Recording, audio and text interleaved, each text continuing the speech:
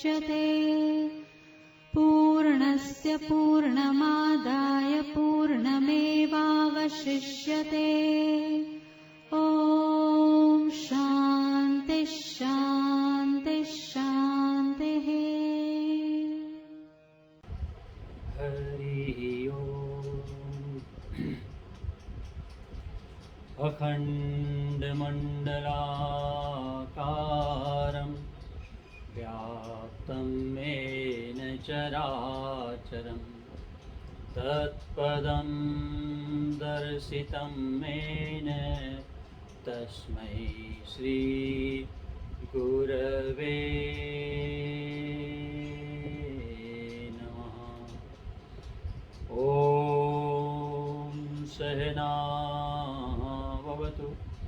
सहनौ भुनक्तु सह वीर्यं करवावहै तेजस्विनावधीतमस्तु मा विद्विषावहै। वसुदेवसुतं देवं कंसचारूढमर्दनं देवकी परमानन्दं कृष्णं वन्दे जगद्गुरुं। वंशी विभूषितकरान् नवनीरदाभात् पीताम्बरातरुणबिम्बफलाधरोष्ठा पूर्णेन्दुसुन्दरमुखात् अरविन्दनेत्रात् कृष्णात् परं किमपि तत्त्वमहं न जाने। सर्वमङ्गलमाङ्गल्ये शिवे सर्वार्थसाधिके शरण्ये त्र्यम्बके गौरी नारायणी नमोऽस्तुते। गुरुर्ब्रह्मा गुरुर्विष्णु गुरुर्देवो महेश्वरा गुरुः साक्षात् परब्रह्म तस्मै श्री गुरवे नमः। तस्मै श्री गुरवे नमः। बोलिए सच्चिदानंद घन भगवान की जय। आइए प्रेम से भगवान के सुंदर नाम का स्मरण करें। श्रीमन्नारायण नारायण नारायण श्रीमन्नारायण नारायण नारायण भजमन्नारायण नारायण नारायण भजमन्नारायण नारायण नारायण श्रीमन्नारायण नारायण नारायण भजमन्नारायण नारायण नारायण श्रीमन्नारायण नारायण नारायण सत्यनारायण नारायण नारायण सत्य नारायण नारायण नारायण सत्य नारायण नारायण नारायण श्रीमन्नारायण नारायण नारायण भजमन्नारायण नारायण नारायण बद्रीनारायण नारायण नारायण बद्री नारायण नारायण नारायण श्रीमन्नारायण नारायण नारायण श्रीमन्नारायण नारायण नारायण भज मन नारायण नारायण नारायण गुरुदेव नारायण नारायण नारायण गुरुदेव नारायण नारायण नारायण श्रीमन्नारायण नारायण नारायण श्रीमन्नारायण नारायण नारायण भज मन नारायण नारायण नारायण सब जग नारायण नारायण नारायण सब जग नारायण नारायण नारायण सब जग नारायण नारायण नारायण श्रीमन्नारायण नारायण नारायण भज मन नारायण नारायण नारायण रट मन नारायण नारायण नारायण जप मन नारायण नारायण नारायण श्रीमन्नारायण नारायण नारायण भज मन नारायण नारायण नारायण बोलिए सच्चिदानंद घन भगवान की जय कृष्ण कन्हैया लाल की जय राजा रामचंद्र भगवान की जय उमापति महादेव की जय जगज्जननी अम्बे माता की जय सद्गुरुदेव भगवान की जय स्वामी श्री प्रेमपुरी जी महाराज की जय अखंड कोटि ब्रह्मांड नायक सर्व जगत नियंता परम सत्ताधारी घटघटवासी भक्तवत्सल परमात्मा परमेश्वर आत्मस्वरूप परमात्म स्वरूप भक्तवृंद स्वामी श्री प्रेमपुरी आश्रम के इस प्रातःकालीन सत्संग में आप सबका स्वागत है। परमानंद के ये क्षण हैं, अमृत बेला प्रातःकालीन सत्र का ये मंगलमय काल सुंदर इस सत्संग श्रृंखला के लिए अनवरत चलने वाली धन्यवाद है प्रेमपुरी आश्रम के ट्रस्टियों को जो इस विषम काल में भी आप तक इन चीज़ों को पहुंचाने का प्रयास कर रहे हैं। तो हमारा जो प्रसंग चल रहा है उसको प्रारंभ करने से पूर्व जो हमारा नित्य का नियम है स्वामी श्री प्रेमपुरी जी महाराज के द्वारा विरचित ब्रह्मास्मि माला का एक श्लोक और उसका अर्थ। आज 10वां दिन है तो 10वां श्लोक सत्वं ज्ञानं सुखं स्वस्थं स्वातन्त्र्यं चेषतामतो लिप्सा स्वाभिविकीतस्या मया ब्रह्मास्मि लिप्स्यते। सत्ता ज्ञान सुख शासन और स्वतंत्रता यह ईश्वर भाव है।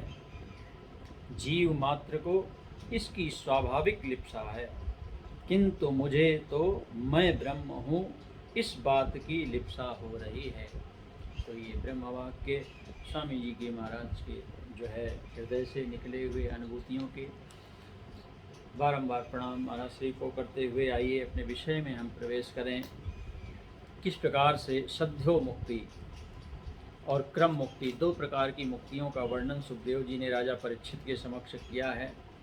और दूसरा स्वरूप हम षडचक्र भेदन के द्वारा जो स्थिति हमने कल श्रवण की, किस प्रकार से निर्विद्ध मूर्धन विसृजेत परम गतः, तो ब्रह्मरंध्र का भेदन करके शरीर आदि को छोड़कर वो जाता है। तो ब्रह्मरंध्र से भेदन के बहुत सारे हमारे यहाँ उदाहरण संसार में आपको सुनने को देखने को मिलेंगे। योगियों ने महाराज ऐसी ऐसी इस शरीर के अंदर भगवान ने अद्भुत ये शरीर है और उस आत्मा की शक्ति इतनी ऊर्जा उत्पन्न होती है महाराज। पुराने कच्चे जो घर होते थे, झोपड़ी आदि होती थी, तो उसमें तो महाराज दीवार जो है ऊपर की छत टूट जाया करती थी। ब्रह्मरंध्र वेदन से जो योगी शरीर छोड़ते थे। हमारे एक प्रेमी थे, बहुत पहले की बात है महाराज, लगभग जो है 40 वर्ष पूर्व उन्होंने ये किस्सा हमको बताया था। और उस समय उनकी आयु 60 वर्ष थी और वो लगभग जो है 20 या 30 वर्ष और पूर्व की घटना रही होगी। अपने गांव की बाराबंकी के थे वो। तो वहाँ की वो घटना बताते थे कि हमारे गांव में जो है एक गरीब युवक रहता था, हनुमान जी का परम भक्त था, और उसके एड़ी से चोटी तक यानी पूरे शरीर में एक ऐसी व्याधि थी, या जिसको आप चर्म रोग कह लें, बहता रहता था। उसको कोई नज़दीक नहीं बैठाता था, उसको दूर से ही लोग भोजन दे देते थे। और हनुमान जी की वो भक्ति में रत रहता था हमेशा। एक झोपड़ी थी उसके पास और उसी में वो निवास करता था। उस समय तक गैस वगैरह नहीं आई थी, लकड़ी के और कोयले के चूल्हों में ही भोजन बना करता था। उस ज़माने की बात है। तो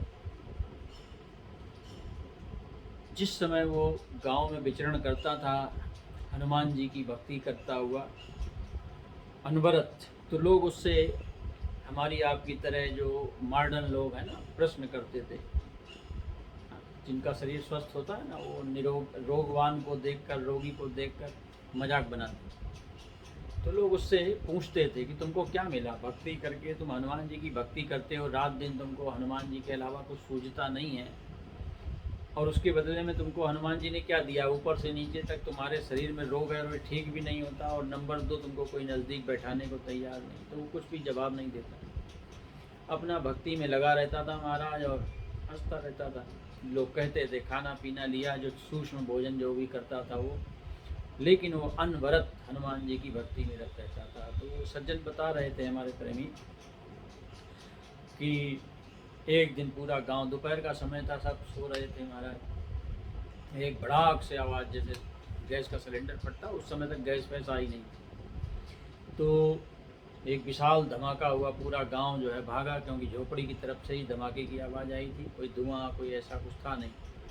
तो ऐसा धमाका जब सुना, हमारा पूरा गांव जो है वहाँ पर दौड़ा, क्योंकि सन्नाटा होता गांव के माहौल में। वहाँ कोई लंबा चौड़ा ट्रैफिक तो होता नहीं गांव में, और वो भी पुराने काल में, शहरों में नहीं होता था पहले, तुम्हारा 70-80 वर्ष पूर्व। तो जिस समय महाराज उन्होंने, गांव वालों ने जाकर झोपड़ी में देखा, तो उसका मृत शरीर वहाँ पर पड़ा हुआ था और उसका सिर जो है वो ऊपर से उड़ गया।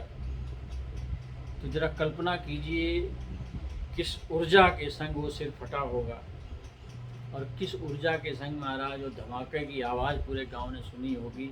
ये हमारी आपकी इतनी बड़ी शक्ति उस परमात्मा ने इस शरीर में हमको दी, जिसको हम भुलाकर इस संसार में भटक रहे हैं। यहाँ पर उसी सप्त चक्र भेदन का वर्णन कर रहे हैं। ये एक जो है माध्यम है विषय रूप में, लेकिन जो वास्तविकता में भगवान के भक्त होते हैं, हनुमान जी का भक्त था, कोई योगी सट भेदन चक्र का योगी नहीं था कि सुबह शाम वो ऐसी कोई तपस्या करता। तो हनुमान जी की निष्काम भाव से भजन करता था, लेकिन वो भजन करते करते करते करते महाराज उसके अंदर ऐसा विशाल जो है ज्ञान का भंडार इकट्ठा हुआ, वो परम चेतना जो एकत्रित हुई, उसका परिणाम ये हुआ कि ब्रह्मरंध्र से जब उसने शरीर छोड़ा, तो उस धमाके को महाराज जो है पूरे गांव ने सुना। तो आप कल्पना कर सकते हैं ऊर्जा की धमाका कैसा होता जब सिलेंडर फटता, आप उसकी कल्पना कर सकते हैं। तो इस प्रकार से हमारे देश में इस बहुत सारी, ऐसी एक नहीं है, ऐसे बहुत सारे आपको घटनाक्रम लोगों के द्वारा भी सुनने को मिलेंगे, और बहुत से लोगों ने देखे भी हैं।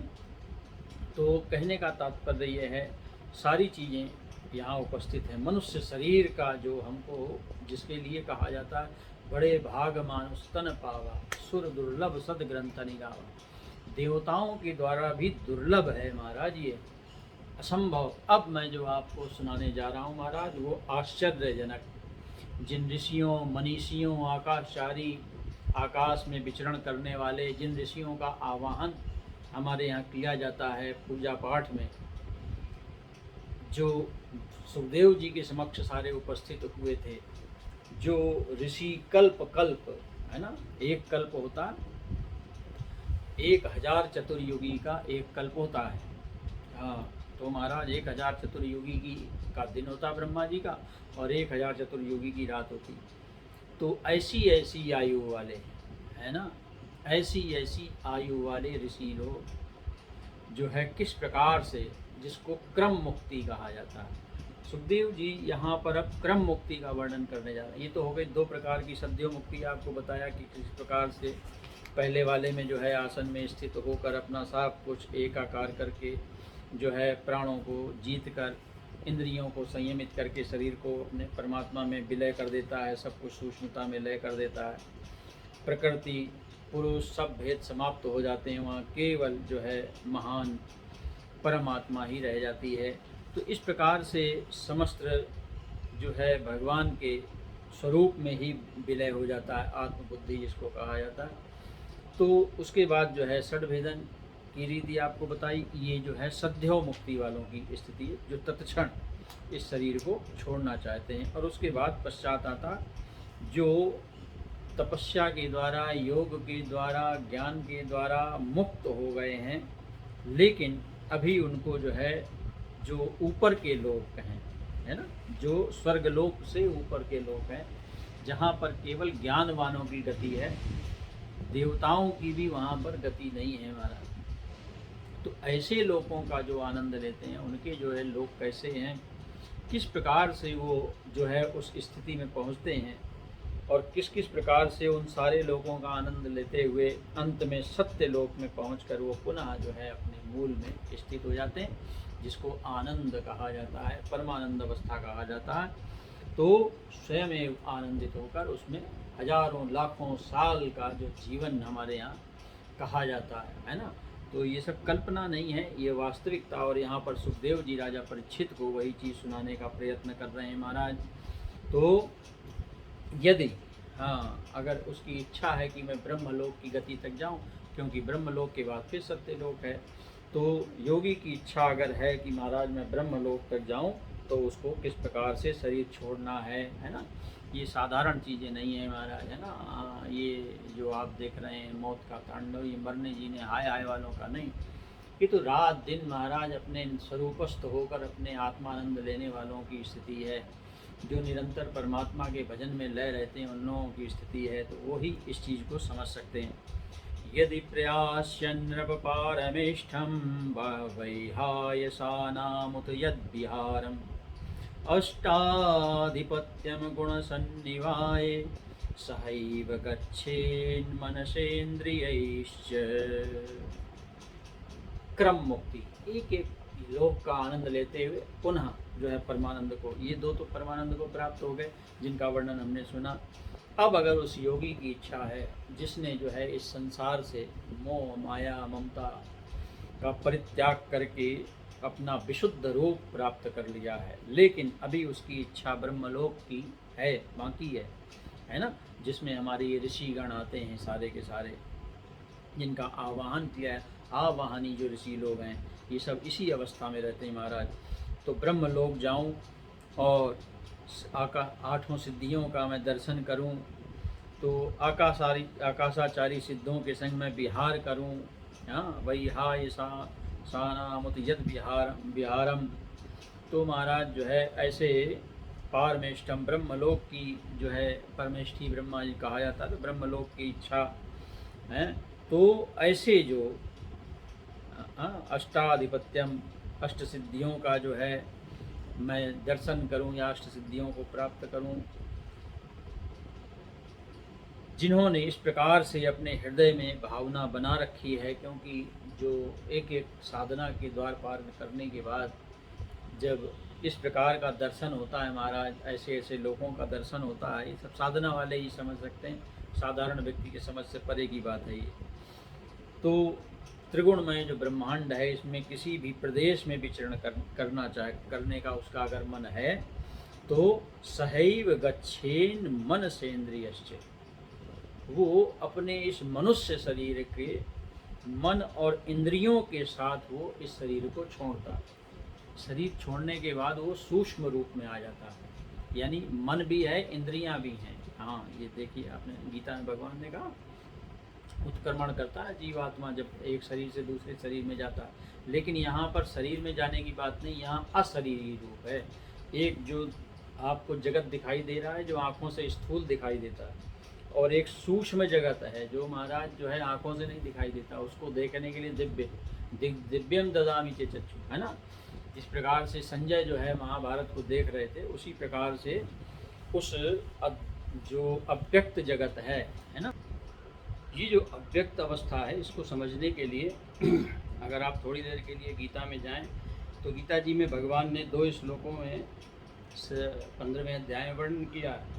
शरीरम यद्वाप्नोति यच्चाप्युत्क्रामतीश्वरः गृहीत्वैतानि संयाति वायुर्गन्धानि वाशयात्। जैसे गंध जो है ना, वायु जो है वो गंध को एक स्थान से दूसरे स्थान ले जाती है, उसी प्रकार से जो है जो इसका स्वामी है, देहादि का जो स्वामी है, जीवात्मा ईश्वर जिसको कहा जाता है, वो भी इस शरीर का त्याग करता, उस समय मन सहित इंद्रियों को ग्रहण करके जिस शरीर में जाना चाहता वहाँ जाता है। तो ये हमारा शरीर में एक दूसरे में गमन है।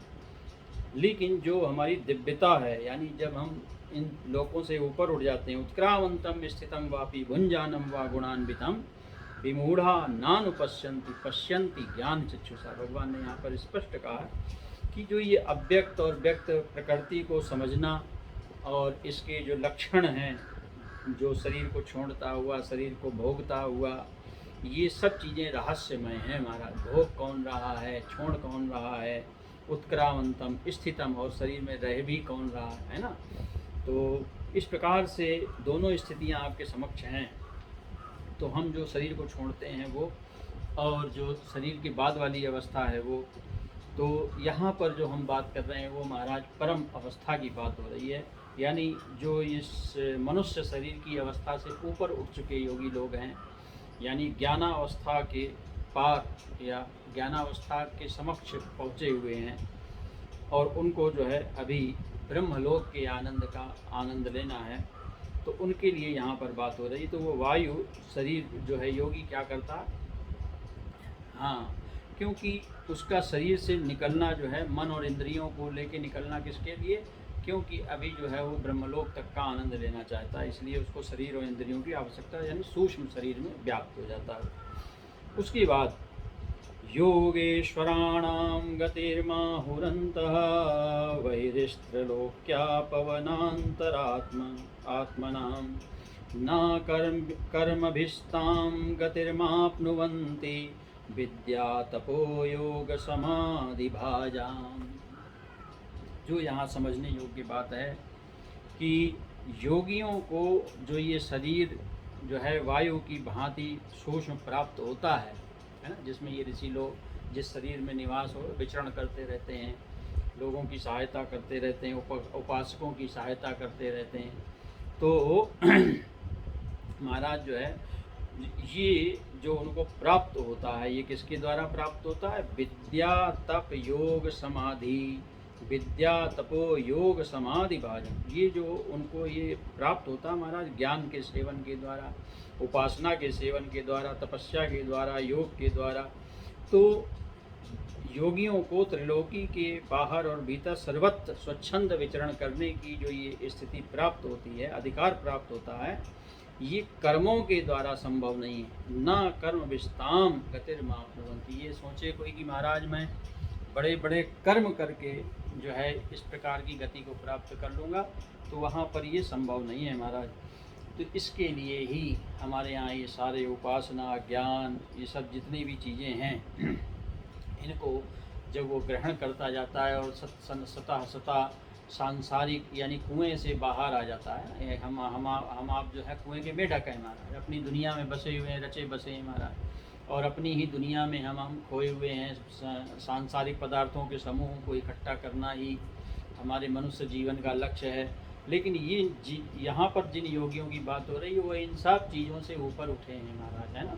इनका इन सब चीज़ों से कोई लेना देना नहीं। वो बीमार हैं तो स्वस्थ हैं तो उनका कोई लेना देना नहीं है। ये सब चीज़ें हमारी आपकी तरफ जैसे जो है जड़ भरत जी ने जो है उपदेश में कहा आपने जो है राजा रघुगण से कि ये अज्ञानियों का कार्य, मैं मोटा हूँ, मैं पतला हूँ, मैं गोरा हूँ, मैं काला हूँ, मैं अच्छा हूँ, मैं खराब हूँ, ये सारी चीज़ें जो है अज्ञान दृष्टियाँ हैं। तो इन सब चीज़ों से परे वो सांसारिक सामग्रियों से अपना तराजू में अपने आप को तौलता नहीं। सांसारिक व्यक्ति सांसारिक सामग्रियों से अपने आप को तौलने की चेष्टा करता है ना। जैसे आपने देखा हम अपनी धन संपदा, दौलत, जगत में हमारा सम्मान, तो ये सब चीज़ें जो करके सोचे कि महाराज हम जो है उस परमावस्था को प्राप्त हो जाएं और ऋषियों की तरह घूमें, तो ये सब फालतू की बातें उसके लिए। तो वहाँ पर महाराज ये सब काम नहीं आता है कि आप सोचो जगत में आपने बड़ी भारी जो है स्थिति प्राप्त कर ली है तो आपको ये सब मिल जाएगा। इसीलिए हमारे यहाँ देखो धृतराष्ट्र जो थे राजा थे, है ना, पूरे उसके जो है कुरुक्षेत्र के हैं, कौरव क्षेत्र जो था कुरुक्षेत्र के राजा थे, लेकिन महाराज दिव्य चक्षु किसको दिए गए? संजय को, उनके सारथी को दिव्य चक्षु मिले। तो साधारण जो शुद्ध हृदय है उसको नहीं तो दिव्य चक्षु तो महाराज धृतराष्ट्र को देना चाहिए, वो सीधे देख लेते, लेकिन वो उसके अधिकारी नहीं है। बिना अधिकारी के महाराज ये अवस्था, और वह अधिकारी अवस्था कहाँ से? उपासना के द्वारा, तपस्या के द्वारा, योग के द्वारा, ज्ञान के द्वारा, जब अपने आप को शुद्ध करते करते करते इन सब चीज़ों से वो परे चला जाता, तब महाराज वो जो है इस प्रकार से शरीर छोड़ने का अधिकारी होता है। इसको क्रम मुक्ति कहा जाता है, पहला क्रम है महाराज ये। और वहाँ पर वो जो है अपनी इंद्रियों को, मन को, सबको संग लेकर जाता है। तो और फिर उसके बाद जो है बेरोक टोक, उसको फिर कहीं दुनिया में कोई रोकने वाला नहीं है, ब्रह्मांड में कहीं पर भी महाराज जो है वो विचरण करने में सक्षम है। तो सुखदेव जी कहते हैं राजा परीक्षित इस प्रकार से जो है वो बहिर्लोक में गमन करता है। उसके बाद आता है महाराज वो जब छोड़ देता है उसके बाद भी उसमें थोड़ा बहुत, हाँ देखो इतना होने के बाद भी जो अपनी सक्षम है ये जानने में कि मैं अपने मन और इंद्रियों को संग लेके जाना है। हाँ, हमारे आपकी तो सोचने के बाहर की चीज़ें हैं ये सब, कि मरना जीना होता क्या है। लेकिन जहाँ पर इन सब चीज़ों की गतियों को जो जानने वाले योगेश्वर लोग हैं उनको भी अभी मल बाकी हैं। तो कहते हैं किस प्रकार से, वैश्वानरम याति विहासया गतः सुषुम्नया ब्रह्मपतेन शोचिसः विधूत कल्पोत हरेरुद्रस्तात् प्रयाति चक्रम नृपशैषुमारम। हे राजन, जो है योगी जो है ज्योतिर्मय मार्ग से सुषुम्ना के द्वारा, जो हमारे यहाँ सुषुम्ना मार्ग माना गया है, ऊर्ध्व गति का मार्ग माना गया है, ब्रह्मलोक के लिए जब वो प्रस्थान करता, ब्रह्मलोक की यात्रा करता, जैसे स्टेशन पढ़ते हैं वैसे ही ब्रह्मलोक तक अनेक अनेक लोकों से होकर आनंद लेते हुए वो आगे बढ़ता है। तो सबसे पहले जो है उसको वैश्वानर यानी अग्निलोक का सामना करना पड़ता है। अग्निलोक किस लिए? जिस प्रकार से लोहे को शुद्ध किया जाता है उसी प्रकार से सोने को शुद्ध किया जाता है। तो आकाश मार्ग से जाते हुए सबसे पहले वो अग्निलोक में आता है। और अग्निलोक में महाराज कोई आनंद नहीं है, वहाँ खाली जो उसके बचे कुचे मल हैं जो अभी इंद्रिय और मन में बसे हुए हैं वो जल के भी राख हो जाते हैं, क्योंकि अग्नि का काम ही शुद्ध करना है महाराज। बिना शुद्धि के आप आगे नहीं बढ़ सकते। इसके बाद वो जो है वहाँ से ऊपर जो है उठता है। उसके बाद आता प्रयाति चक्रम नप शिशुमारम, फिर महाराज शिशुमार नामक जो है ज्योतिर्मय चक्र आता है। हाँ, वहाँ पर वो श्री हरि का शिशुमार चक्र जिसको कहा जाता है वहाँ पर वो पहुँच जाता है। हाँ, ऐसा ज्योतिर्मय नाभा जो है नभ मंडल या आभा मंडल जहाँ पर विद्यमान है, ऐसे ज्योतिर्मय स्वरूप में महाराज वो पहुँचता है। और शिशुमार चक्र में जब पहुँचता है तब क्या होता है जरा देखो, तद विश्वनाभिम त्वतिवर्ति विष्णोरणीयसा विरजेनात्मनैका नमस्कृतं ब्रह्म विदामुपैति कल्पायुषो यद्विबुधा रमन्ते। क्या बात है महाराज। भगवान विष्णु का ये शिशुमार चक्र जो है वो विश्व ब्रह्मांड के भ्रमण का केंद्र है। हाँ, ये जो शिशुमार चक्र कहलाता है इसी के द्वारा ही पूरे विश्व का ब्रह्मांड का जो है उसमें भ्रमण किया जा सकता है केंद्र बना करके। और उसका जो है अतिक्रमण करके अत्यंत सूक्ष्म एवं निर्मल शरीर से वो अकेला ही महाराज जो है क्या होता है फिर ब्रह्मलोक महरलोक में पहुंच जाता है। शिशु मार्ग चक्र से वो आगे बढ़ता है और फिर आता है महाराज जो है महरलोक। और ये महरलोक कैसा है? बोले महाराज ब्रह्म वेत्ताओं के द्वारा नमस्कृतम ब्रह्म विदामुपैति, हाँ, ब्रह्म वेत्ताओं के द्वारा भी बंदित है महाराज। और उसमें जो है कौन कौन? बोले कल्प पर्यंत, कल्पायुषो यद विबुधा रमन्ते, वहाँ पर तरह तरह के ऐसे दिव्य पुरुष, यहाँ वैसे जो है देवता शब्द भी दिया गया है, लेकिन ऐसे जो दिव्य पुरुष जो परम अवस्था में स्थित होकर, ये ज्ञानावस्था की ही कलाएं हैं सारी, तो कल्प पर्यंत जीवित रहने वाले, कल्प का भी आपको बताया था हमने, 1000 चतुर्युगी है ना, 1000 चतुर्युगी की जो है का एक कल्प होता है। तो जरा आप कल्पना कर लीजिए महाराज, 1000 चतुर्युगी है ना, एक चतुर्युग 43,20,000 का एक चतुर्युग होता है, और 1000 चतुर्युगी के हिसाब से उसकी आयु की आप कल्पना कर सकते हैं। ये आपकी हमारी साधारण सोच से परे की चीज़ें हैं, है ना। अभी तो महाराज 50, 60, 70 साल का जीवन ही हमको काटना भारी पड़ रहा है, क्योंकि हम अपनी अनंत स्थिति से जो है बिल्कुल भी, हाँ, जिसको कहते हैं परिचित नहीं है। इसके कारण हमको ये साधारण सी चीज़ें भी महाराज जो है असाधारण सी लग रही हैं, जो हम जी रहे हैं। हम इसमें जी लें, हम खा लें, हम पी लें, हम सम्मान प्राप्त कर लें, इसी में हम बड़े खुश हैं, कुएं के मेढक की तरह। लेकिन महाराज हाँ, सितारों के आगे जहाँ और भी हैं, जरा देखो श्रीमद् भागवत के द्वारा अपने सनातन धर्म का दर्शन करो महाराज। इस शरीर से निकलने के बाद कितनी विशाल और अखंड अनंत दुनिया है महाराज, हैं, कहाँ तक अर्ध मुक्ति की अवस्था है ये महाराज, है ना। तो अर्ध मुक्ति की अवस्था में महाराज इस प्रकार से वो ज्ञानवान, क्योंकि ये सब उपासना, तपस्या, योग और ज्ञान के द्वारा ही संभव, कर्म के द्वारा बिल्कुल भी संभव नहीं है। अगर आप सोचें कि ये सांसारिक कर्मों के द्वारा हम ऐसी कोई गति प्राप्त कर लेंगे, तो वहाँ पर ये सब कुछ भी वहाँ संभव नहीं है महाराज। तो कहने का तात्पर्य ये है कि वहाँ पर वो कल्प तक निवास करने वाले जो है देवता, या वहाँ पर यहाँ पर विबुधा, हाँ, कुल्पायुषो यद विबुधा रमन्ते, वहाँ रमण करते हैं। ऐसे कल्प जो है हो गया उनको, 1000 चतुर्योगी हो गई महाराज उनकी आयु। ऐसे ऐसे दीर्घ आयु वाले वहाँ विचरण करते हैं महाराज, कल्पनातीत। उसके बाद महाराज जो है अथो अनन्तस्य मुखानलेन दन्दयमानं स निरीक्ष्य विश्वं निर्याति सिद्धेश्वर जुष्टधीष्ण्यं यद्वै परार्ध्यं तदुपारमेष्ठ्यम्। फिर महाराज जब प्रलय का समय आता है, तब नीचे के लोगों को शेष के मुख से निकली हुई आग के द्वारा भस्म होता देखकर वो ब्रह्मलोक में चला जाता है। महरलोक से वो किस में चला जाता है? हाँ, वो महाराज फिर ब्रह्मलोक में प्रवेश कर जाता है। और ब्रह्मलोक में जो है निर्यात सिद्धेश्वर जुष्टधीष्ण्यम, बड़े बड़े सिद्धेश्वर जो है विमानों में महाराज निवास करते हैं। और आयु जो है उनकी भी ब्रह्मा जी के समान 2 परार्ध, यानी 1000 चतुर्युगी का दिन और 1000 चतुर्युगी की रात, ब्रह्मा जी का 100 वर्षों का आयु का निर्धारण किया गया। ऐसे 2 परार्ध वाले जो है ब्रह्मा जी की आयु, और ऐसे ही सिद्धेश्वर वहाँ निवास करते हैं। काल की महाराज सीमा ही समाप्त है, लेकिन फिर भी सीमा है। जरा देखो, ब्रह्मा जी की सीमा भी 100 साल है।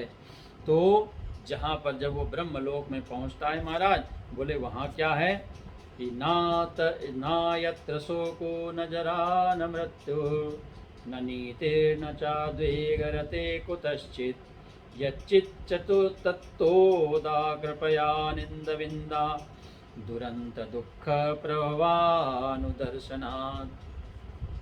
देखिए महाराज, यहाँ पर जब वो ब्रह्मलोक में पहुँचा, तो ब्रह्मलोक में ना तो शोक है महाराज, ना दुख है, ना वहाँ बुढ़ापा है, और ना ही वहाँ मृत्यु है महाराज। क्योंकि शरीर, मृत्यु तो शरीर की होती है, वहाँ महाराज शरीर है ही नहीं, तो मरने वाला वहाँ कौन है? और ब्रह्मा जी तो स्वयं अजर अमर अविनाशी हैं।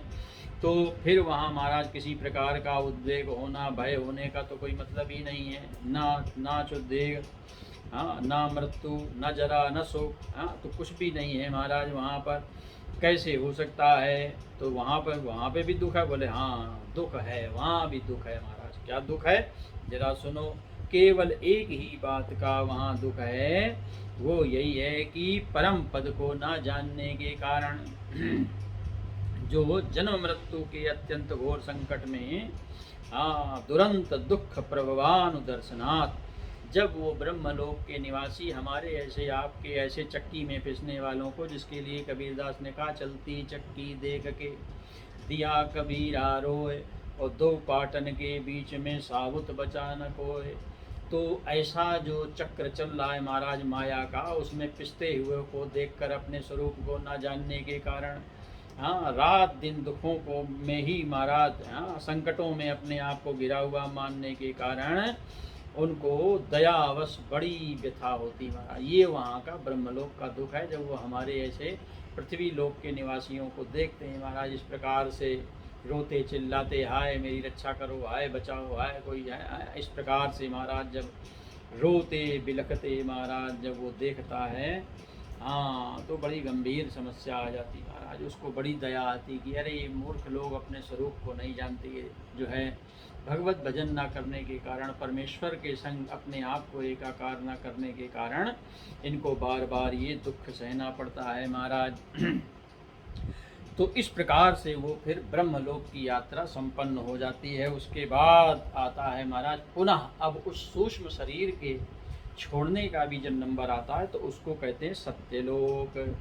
अब वो महाराज कहाँ पहुँचता है, ततो विशेषम प्रतिपद्य निर्वय स्तेनात्मनापो नलमूर्तिरत्व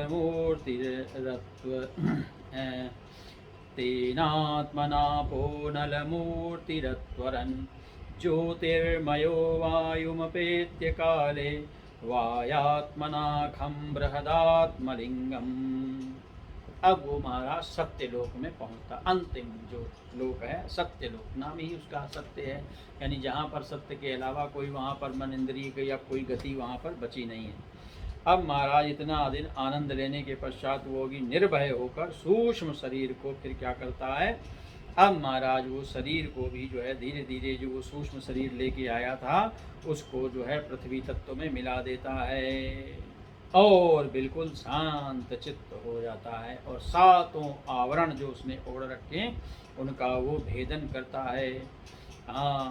ततो विशेषः प्रतिपद्य निर्वय तेनात्मनापो नलमूर्तिरत्वरन् ज्योतिर्मयो वायुमपेत्य काले वायव्यात्मनाखं बृहदात्मलिंगम। भेदन करते हुए पृथ्वी रूप से जल को और जल रूप से अग्निमय आवरण को प्राप्त होकर फिर महाराज जो है वो ज्योतिर्रूप से वायु रूप आवरण में आ जाता है, और वहाँ से समय पर ब्रह्म की अनंतता का बोध करने वाले आकाश रूप, जो आकाश जो है ब्रह्म की अनंतता का बोध कराता है महाराज।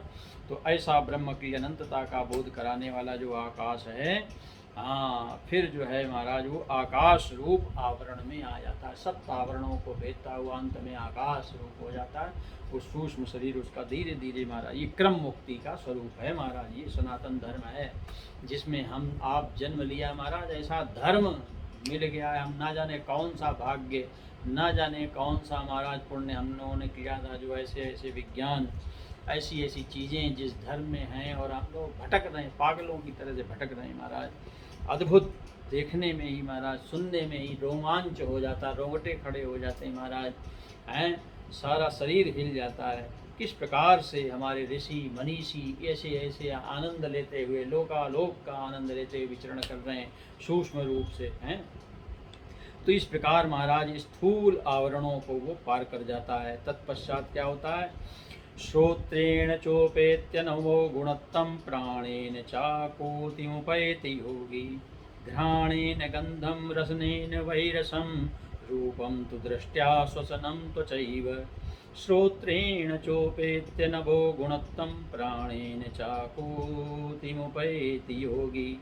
अब महाराज इस प्रकार वो सारे आवरणों को पार करता हुआ इंद्रियों को भी अपनी सूक्ष्म अधिष्ठान सत्ता में जो है लीन हो जाती हैं। उसकी इंद्रियां, घ्राण इंद्रिय गंध तन्मात्रा में चली जाती है, रसना जो है रस तन्मात्रा में चली जाती है, नेत्र जो है रूप तन्मात्रा में चले जाते हैं, त्वचा स्पर्श तन्मात्रा में, और श्रोत्र जो है शब्द तन्मात्रा में चले जाते हैं, और कर्मेंद्रियां अपनी अपनी क्रिया शक्ति में अपने यश में सूक्ष्म रूप को प्राप्त हो जाती हैं। सब कुछ महाराज जो उसके अंदर, हाँ, अभी तक सूक्ष्म शरीर से भी वो गंध ले सकता था, वो श्रवण कर सकता था, तभी तो हमारी प्रार्थना सुनते हैं योगी लोग। तो महाराज वो जो सुन रहा था, बोल रहा था, बात कर रहा था हमसे आपसे सूक्ष्म रूप में, हाँ, हम आप ये समझते नहीं, उत्क्रामंतम स्थितम वापी भुंजानम व गुणान्वितम विमूढ़ा नानुपश्यन्ति पश्यन्ति ज्ञान चक्षुषा। 15वां अध्याय पढ़ो महाराज, पाठ करने से, है ना, जहाँ प्रेमपुरी में संडे संडे इतवार पाठ होता है, पाठ करने से नहीं, उसकी दिव्यता को, उस श्लोक के अर्थ में घुस जाओ, डूब जाओ, डुबकी लगाओ महाराज, उसको समझने की चेष्टा करो। उत्क्रामंतम स्थितम वापि भुंजानम व गुणान्वितम विमूढ़ा नानुपश्यन्ति। अज्ञानी व्यक्ति को कुछ भी समझ में नहीं आता, कौन भोग रहा, कौन खा रहा, कौन पी रहा, कौन चल रहा, हाय मैं मरा, हाय मैं मरा, ऐसा चिल्लाता रहता पागलों की तरह से। तो महाराज जो है ऐसा दिव्य महाराज ये क्रम मुक्ति कहलाती महाराज। कैसे एक एक इंद्रिय एक एक सूक्ष्म तन्मात्रा में जैसा आया है वैसा ही वो कैसे वापस जाता है। तो महाराज इस प्रकार से, हाँ, संपूर्ण इंद्रियों की सूक्ष्मता में वो चला जाता है, सब चीज़ें अपने अपने सूक्ष्म रूप को, क्रिया शक्ति अपनी सूक्ष्मता को प्राप्त हो जाती है। इस प्रकार से जो है वो योगी क्या करता, साभूत्म सूक्ष्मेन्द्रिय सन्निकर्ष मनोमयम देवमयम विकार्यम संसाधगत्या सहते नयाति विज्ञान तत्त्वं गुण सन्निरोधम। हाँ, अब क्या होता महाराज, इस प्रकार योगी जो है क्या करता, पंचभूतों का जो, हाँ, स्थूल सूक्ष्म आवरण है उसको पार करके अब महाराज अहंकार वाली अवस्था में आ गया ना। जो क्रम जो चला था सृष्टि का, वहाँ से जो है अब वो महाराज अहंकार वाली अवस्था में आ गया। अब इस अहंकार की अवस्था से वो आगे बढ़ा तो उसने भूतों का जो तामस अहंकार में जो है समुदाय था, वो सब तामस अहंकार में प्रवेश हो गया। इंद्रियों को उसने क्या किया, बोले महाराज राजस अहंकार में, और मन और इंद्रियों को जो है उसके अधिष्ठाता देवताओं को सात्विक अहंकार में महाराज लीन कर दिया। अब इसके बाद जो है अहंकार सहित लय रूप जो हो गया, स्थिति आ गई, तो अब जो है वो महतत्व में आ गया महाराज। महतत्व में प्रवेश करके और अंत में समस्त गुणों का जो लय स्थान है, प्रकृति रूप जो आवरण है, उसमें जाकर मिल गया। यानी बिल्कुल जो सबसे सूक्ष्म रूप है, बीज का भी जो बीज रूप है, ऐसा जो परम प्रकृति रूप है, वहाँ पर संसाद गत्या सातेन याति विज्ञान तत्वम गुण सन्निरोधम। ऐसा महाराज परम प्रकृति के बिल्कुल मूल रूप में जाकर स्थित हो गया। और ऐसी अवस्था आने पर इसी को महाप्रलय अवस्था कहा जाता महाराज। ये महाप्रलय है ना, सृष्टि का बार बार बनना बिगड़ना, ये धरती का बार बार बनना बिगड़ना महाप्रलय नहीं है, ये तो महाराज खेल है। लेकिन जहाँ पर ये जीव आवागमन की स्थिति से मुक्त होता है और ये जो ब्रह्मलोक तक के आनंद का आकर्षण रहता है महाराज, ये दिखाया गया यहाँ पर, इसीलिए क्रम मुक्ति आई। अन्यथा क्रम मुक्ति का तो मतलब ही नहीं था। वहाँ पर योगी ने महाराज शरीर छोड़ दिया, खत्म कहानी है ना। तो कहने का तात्पर्य यह है, प्रकृति रूप आवरण से जाकर जब मिल जाता है उसके बाद आती है स्थिति क्या, तेनात्मनात्मानमुपैति शान्तम् आनन्दमानन्दमयो वसाने एतां गतिं भागवतीं गतो या सा वै पुनर्नेह विसज्जेतंगा। क्या बात है महाराज। अब भाई असली चीज, जिसके लिए हम लोग अध्यात्म का श्रवण मनन चिंतन करते हैं, जिसके लिए हम भगवान को मानते हैं, तो ये इतना भयंकर रूप है महाराज। देखो, इतना सब कुछ होने के बाद राजा परीक्षित कहते हैं, ऐसा जब महाप्रलय उपस्थित होता है, महाप्रलय के समय प्रकृति रूप आवरण को भी वो लय कर जाता है महाराज। तब वहाँ पर योगी का स्वयं प्रकाशित रूप प्रकट होता है और उसी निरावरण रूप को ही आनंद भाव कहा जाता है। स्वयं प्रकाशित आनंद स्वरूप होकर, हाँ, आनंदमयो वशाने। अब महाराज वहाँ पर महाप्रलय के समय प्रकृति रूप आवरण भी लय हो जाने पर अपने आनंद स्वरूप में स्थित होकर उस निरावरण, अब कोई आवरण वहाँ पर नहीं रह गया, आनंद स्वरूप शांत परमात्मा को प्राप्त हो जाता है महाराज। हाँ, एतां गतिम भागवतीम गतो, यह ऐसी जो परम भागवती गति है, जिसे इस भगवन्मयी गति को प्राप्त हो जाता है, उसे फिर इस संसार में आना जाना नहीं पड़ता। ना वै पुनर्नय विसज्जेतंगः, फिर महाराज फिर इसको इस पागलपन में फंसना नहीं पड़ता, जिसमें हम आप कभी सुख कभी दुख, है ना, इसी में ही तो फंसे पड़े हम। देखो अपने जीवन की तरफ महाराज, हाँ, कुछ नहीं है, केवल सुख और दुख, दो ही चीज़ों में ये संसार में भटक रहा है मनुष्य महाराज, है ना, पागलों की तरह से भटक रहा है। जब उसको, वैसे तो महाराज सुख में भी सुख है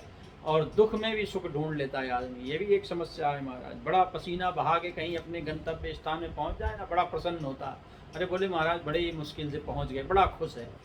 तो अपने हाथ पैर तोड़ के भी ये इंसान बड़ा खुश होता है। जो मजाक की बात है वो ये है ना, दुख में भी सुख ढूंढ लेता है बेचारा। ये अज्ञानी जीव की दशा है ना, कम से कम दुख में तो दुखी हो जाओ, तो ये दुख में भी बेचारा सुख ढूंढने की कोशिश करता। बोले महाराज बड़ा खर्चा किया तब काम हुआ, हाँ, तो बड़ा परिश्रम किया तब काम हुआ। ये दुख में भी सुख ढूंढने की आदत पड़ गई है हमारी। तो ऐसा ये जो पागलपन का हम लोग खेल खेल रहे हैं महाराज, ये जो हमको रात दिन पागलों जो अपनी सत्ता को ना जानने के कारण दुखी सुखी, और जैसे वो आपने कहानी सुनी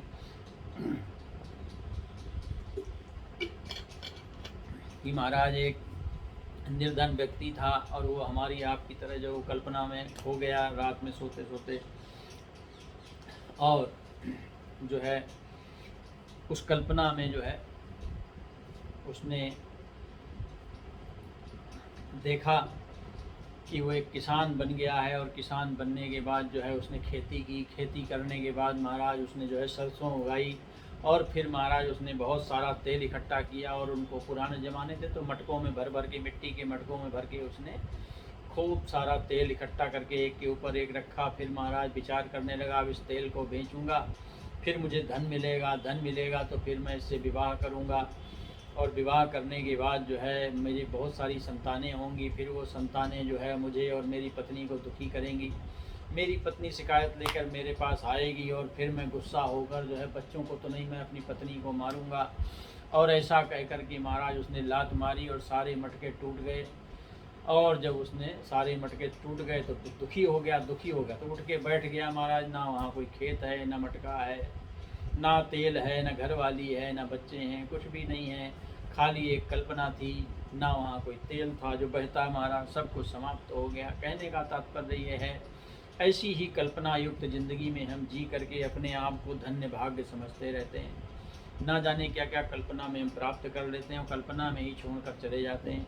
जो असली सत्य है सत्यलोक दर्शन महाराज, कैसा विश्वास, अविश्वसनीय, विश्वास ही नहीं होता कि इतनी लंबी आयु होती होगी, इतना लंबा ऐसा कुछ होता भी होगा, ऐसा कोई शिशुमार नामक चक्र होगा, ऐसा कोई महारलोक होगा। लेकिन ये सब है, सत्य है महाराज, जो सत्य है वो सत्य है। तो सुखदेव जी कहते हैं, एते सतीते नृपवेद गीते त्वया विपृष्टे सनातने चा, ये वै पुरा ब्रह्मण आह पृष्ठ आराधितो भगवान वासुदेवा। हे परीक्षित, जो तुमने पूछा था महाराज, है ना, क्योंकि राजा परीक्षित ने पूछा महाराज मरणशील के लिए क्या है, तो उन्होंने कहा मरणशील के लिए महाराज सबसे पहला धर्म है, दो प्रकार की मुक्तियां हैं। एक सद्यो तत्क्षण भगवान में स्थित होकर राजा खड़वांग की तरह मुक्त हो जाओ। जो जिसने महाराज ऋषि मनीषी, जो वेद के हमारे ऋषि हैं, हाँ, जिनके जितने भी नाम हैं, असंख्य ऋषि हैं महाराज हैं, तो वो सारे के सारे वशिष्ठादिक सब ज्यों के त्यों, इसीलिए जो अमर अजर अमर माने गए, और ये कल्पों तक महाराज विचरण करते रहते हैं। तो ये क्रम मुक्ति, तो यहाँ पर सुखदेव जी कहते हैं, मैंने तुमको जो है दोनों प्रकार की मुक्तियाँ सुना दी महाराज। एते सतीते नृपवेद गीते त्वया विपृष्टे सनातने चा, जो सनातन मुक्ति के दो द्वार हैं, उत्तर मैंने जो है वेदोक्त द्विविध सनातन मार्ग सद्यो मुक्ति और क्रम मुक्ति का तुमको जो है वर्णन करके सुनाया है। पहले ब्रह्मा जी ने अपने भगवान जो है वासुदेव जी की आराधना कर से जब उन्होंने प्रश्न किया था, एवै पुरा ब्रह्मण आह पृष्ठ आराधितो भगवान वासुदेव, भगवान वासुदेव की आराधना करके जब ब्रह्मा जी ने जो है उनसे ये सब पूछा था, तब उन्होंने भी जो है इन्हीं दो मार्गों का वर्णन किया था। तो सुखदेव जी कहते हैं, राजन, न हतोन्य शिवा पंथा विशता संस्कृता वासुदेवे भगवती भक्ति योगो यतो भवेत्। संसार चक्र में पड़े हुए मनुष्य के लिए, हाँ ध्यान से सुनिए महाराज, इतना लंबा चौड़ा हमने जो आपको सुनाया है, इसका जो लक्ष्य है वो क्या है, जिस साधन के द्वारा उसको जो है क्या हो, भगवान श्री कृष्ण की अनन्य प्रेममयी भक्ति प्राप्त हो जाए, इसके अतिरिक्त कोई भी कल्याणकारी मार्ग नहीं है। वासुदेवे भगवती भक्ति योगो यतो भवेत्, किसी भी प्रकार से महाराज उसको भगवान की कल्याणकारी भक्ति का मार्ग मिल जाए, बस यही सबसे बड़ा जो है इस मनुष्य शरीर का लाभ है। ना हतोन्य शिवा पंथा, इसके अलावा कोई दूसरा कल्याणकारी मार्ग नहीं है महाराज। विशता संस्थावे, तो इस प्रकार से महाराज मनुष्य को चाहिए कि प्रेममयी भक्ति यानी निरंतर परमेश्वर उस सत्य से प्रेम करे, असत्य का साथ धीरे धीरे सनय सनय करके महाराज वो छोड़ दे। हाँ, तब महाराज उसको इस प्रकार की स्थिति जो है प्राप्त होती है। तो इस प्रकार से सुखदेव जी ने राजा परीक्षित को जो है पूरा जो तत्क्षण बिल्कुल जिसको कहते हैं दरवाजे पे, जहाँ पर मृत्यु के द्वार पे जो खड़ा, उसके लिए क्या करना कर्तव्य है, उसकी यहाँ पर बात हो रही है महाराज, है ना। तस्मात् सर्वात्मनारायण हरिः सर्वत्र सर्वदा श्रोतव्या कीर्तितव्यश्च स्मर्तव्यो भगवान राम। इसलिए राजा परीक्षित, मनुष्य को चाहिए कि सब समय सभी स्थितियों में अपनी संपूर्ण शक्ति से श्रोतव्या कीर्तितव्यश्च स्मर्तव्यो भगवान राम, भगवान श्री हरि का श्रवण कीर्तन और स्मरण करे। तो महाराज आपको इसी शरीर छोड़ने की प्रक्रिया के प्रसंग में ये सुंदर सा हम भजन सुना देते हैं, उसके बाद फिर चर्चा करेंगे। और कल फिर हमारी चर्चा का विषय होगा सर्वसाधारण इच्छाओं की पूर्ति के लिए जो हमारे यहाँ देवता बनाए गए हैं, 33 कोटि देवी देवता, उनका किस प्रकार से सुखदेव जी ने राजा परीक्षित को इच्छाओं से घिरे हुए मनुष्य के लिए क्या व्यवस्था की गई है सृष्टि में, उसको सुनाया। पहले आइए। इतना तो करना स्वामी जब प्राण तन से निकले, गोविंद नाम लेकर फिर प्राण तन से निकले। इतना तो करना स्वामी जब प्राण तन से निकले। श्री गंगा जी का तट हो, यमुना का बंसी बट हो। श्री गंगा जी का तट हो, यमुना का बंसी बट हो। मेरा सांवरा निकट हो, जब प्राण तन से निकले। इतना तो करना स्वामी जब प्राण तन से निकले।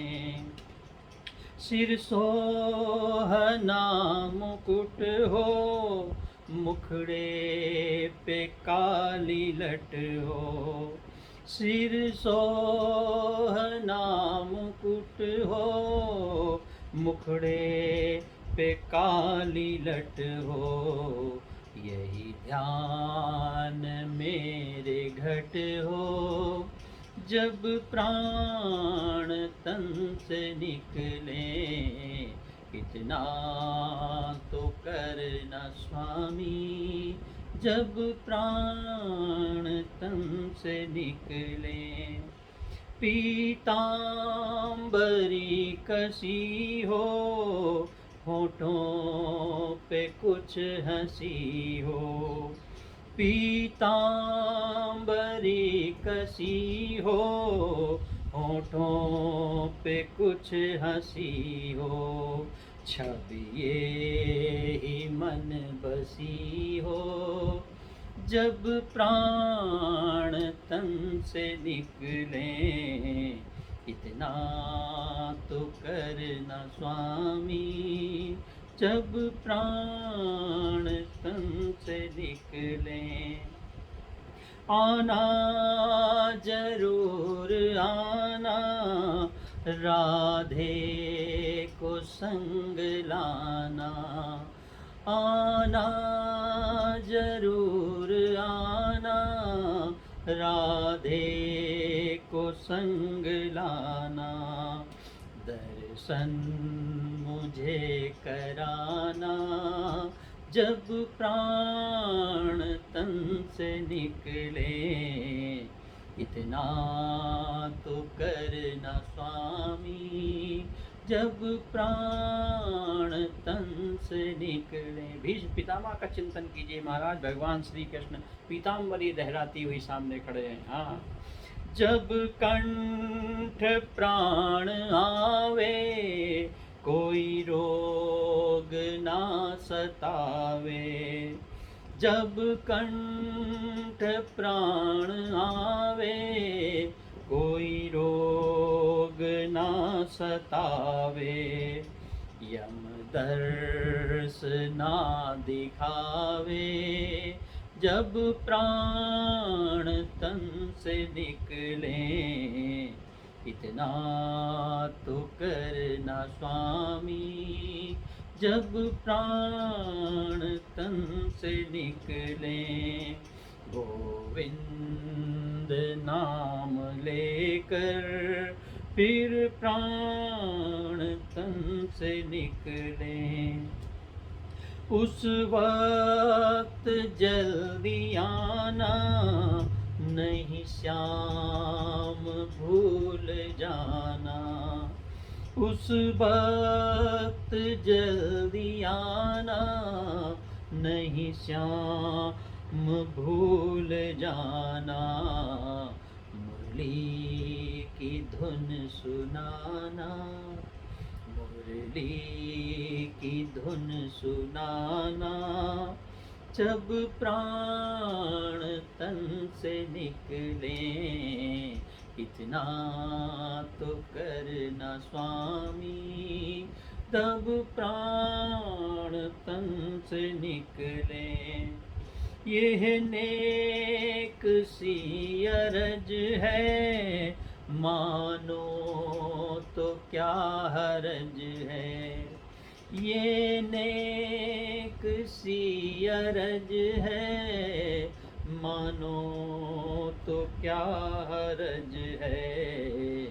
कुछ आपका फर्ज है, जब प्राण तन से निकले।